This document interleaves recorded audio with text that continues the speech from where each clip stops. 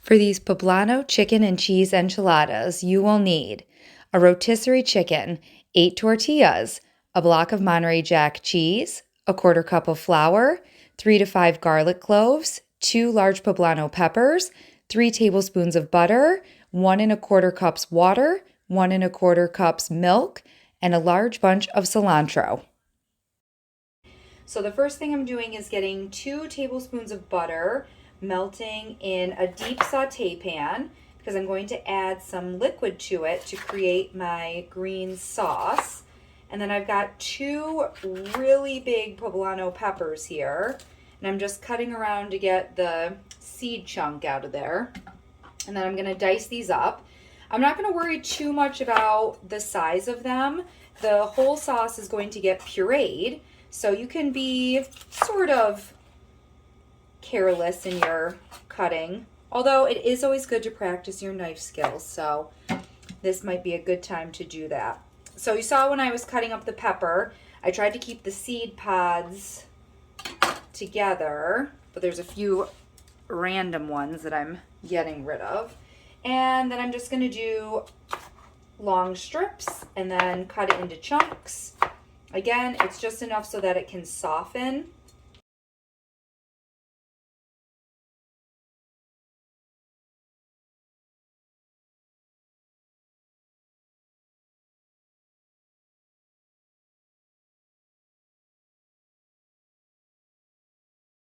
Peppers in.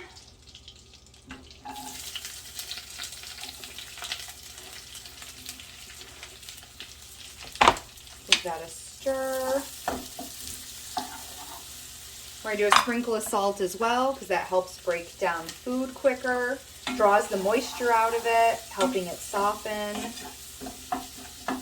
There we go. All right, let's do some garlic.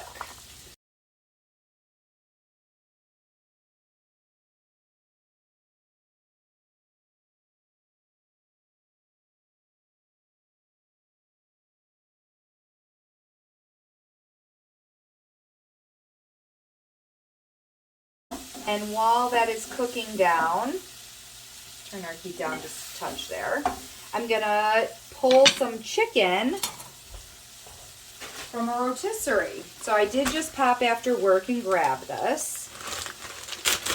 Let me grab, let's see, I'm also gonna make some chicken broth. So while I'm pulling the chicken, I'm gonna throw the bones into this pot so I can make some homemade chicken's broth slash stock. And I've got my garbage bowl so that I can put any little bits that really aren't appropriate for stock into there. There we go. I like to do a chicken when it's warm. It's so much easier to pull off the bone. So the broth that's already in here, don't waste that. Right in. Delish. And I don't use the skin. Sometimes I just eat it. It's so good. Especially when it's like a little crispy still. Alright, so there's a string on here. Got to take that off. See how tender the wings just come right off? A lot of times these little wings, I'll snack on these. The bone just pulled out, and that goes.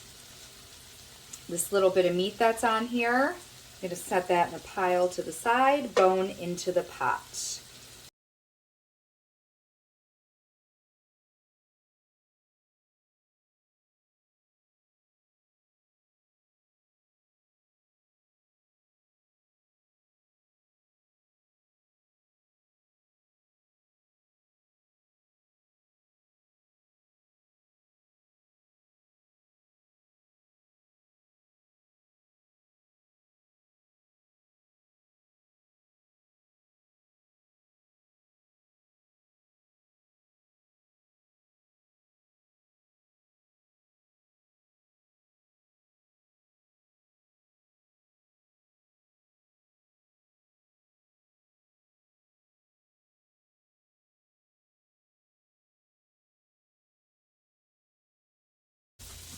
I've got a quarter cup of flour that I'm going to add into this. to make a roux. So it was 2 or 3 tablespoons of butter. And now I'm adding in a 1/4 cup of flour. And if it looks dry, I might add in a little more butter. It's typically a 1-to-1 ratio, excuse me, of butter to flour. So this does look a touch dry. I'm going to add another tablespoon of butter to it.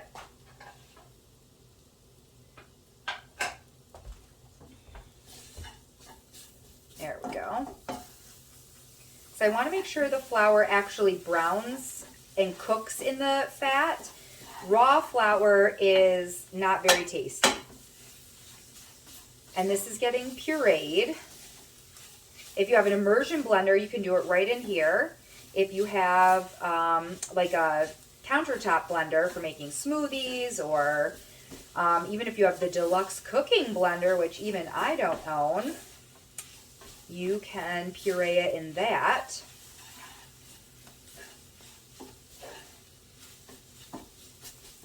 All right. Now in here I've got 1 1/4 cups of milk and 1 1/4 cups of water, because I'm also going to use, of course, my bouillon mix.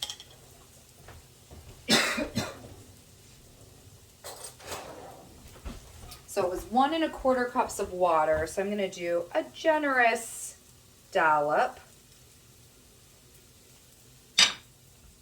of our Better Than bouillon. If you have broth, just use 1 1/4 cups of broth.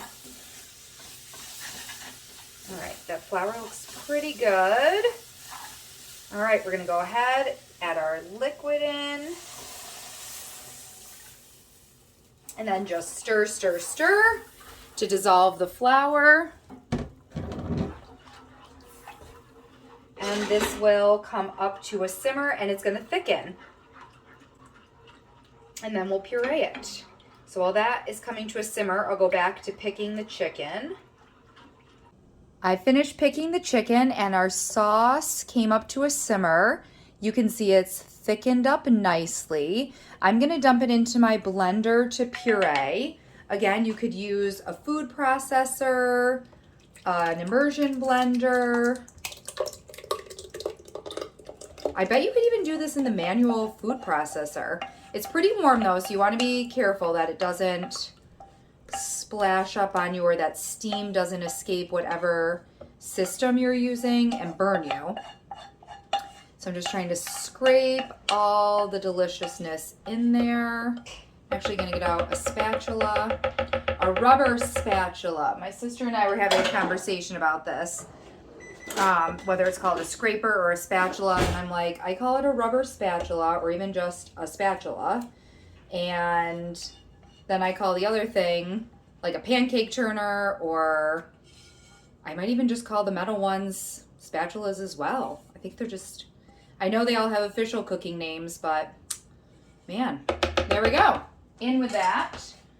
The oven just beeped. I have it preheating to 375. This is going to be loud for a second. All right, started on low, and then I just slowly turn the dial up. All right, and I let that go for a little extra because the peppers were not peeled. So I want to make sure that skin that was on them really got pureed. I'm going to add a big handful of cilantro to this. And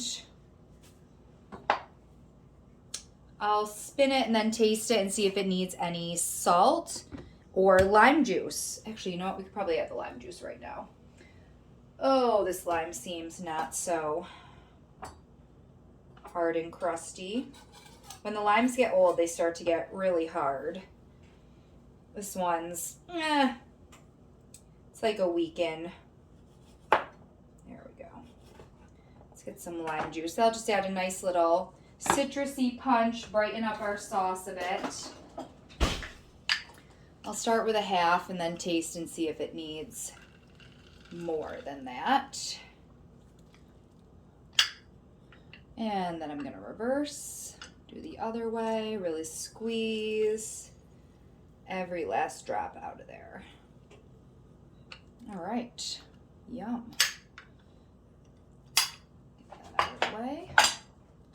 There's the garbage bowl. Give this a quick whir, not too much. I don't want the cilantro to become, super green. Just a quick incorporation.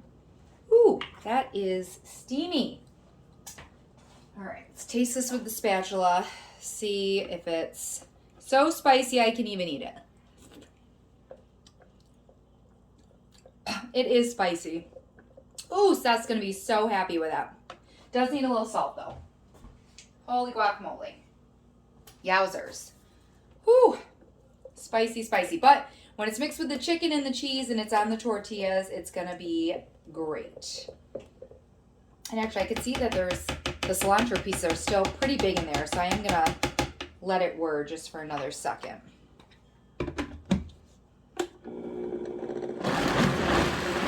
There we go. All right, and off.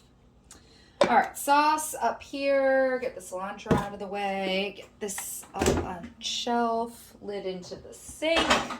Let's assemble some enchiladas. For assembly, I'm going to pour some of our enchilada sauce into the bottom of my stoneware baker. The thing that's great about this is you don't need cooking spray on your stoneware. In fact, you really shouldn't put cooking spray on it. So that's always nice. Over time, it forms a patina and you get this great nonstick surface. Let's just spread that around a bit. Ooh, that really is zippy, guys. Seth is going to be so happy and I'm just going to be dying. Small death. There we go. All right, so for assembly, got some Monterey Jack cheese. I am using up just a little bit of American. It seems weird that in Mexican food you would put that, but when I talk with the people at the Mexican restaurant about the types of cheese they use, they actually do use American. It's super melty and creamy. Oh, that's a little bit of skin. We don't want that. There we go. So we're going to do some chicken in there and then the Monterey Jack right on top. We're going to roll this up as best I can. And I'm just going to line up the 8. Now I'm using these, typically I use this size tortilla, and I do like using a flour tortilla, but I'll use a different version, and I heat them up first in my tortilla warmer. These ones are a high protein, they're a carb counter. It's not that I'm doing low carb, I just want less calories and more protein in them, and each of these tortillas is only 50 calories, so that is amazing.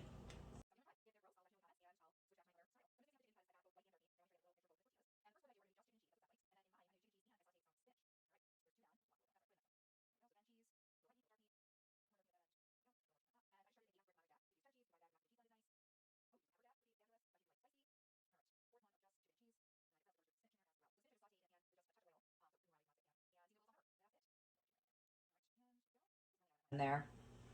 All right, so there's our 4 at that end. Let me grab my spinach here. And that was a whole bag of spinach. What is it, 6 or 9 ounce bag from Wegmans. And it cooks down to nothing. It's so sad.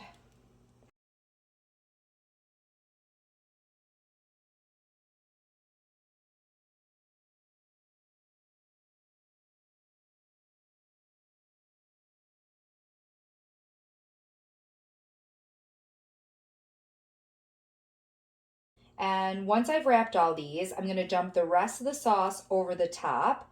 And then they're going to bake in the 375-degree oven. Oh, when I come back on camera, I'll tell you how long.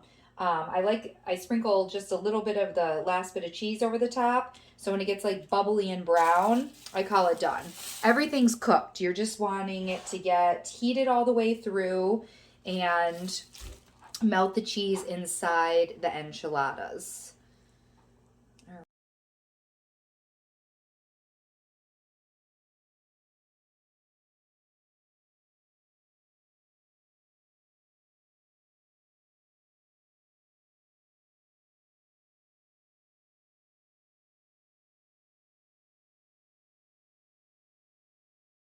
Spicy, spicy. I also like this cooker, because it's deeper than a traditional 9x13 pan. Its dimensions are 9x13, but it's got more depth to it. So when I dump this sauce on, I don't have to worry about it overflowing from the sides. Just get it all on top there. Woo-wee! That looks good. All right, last little bit of cheese.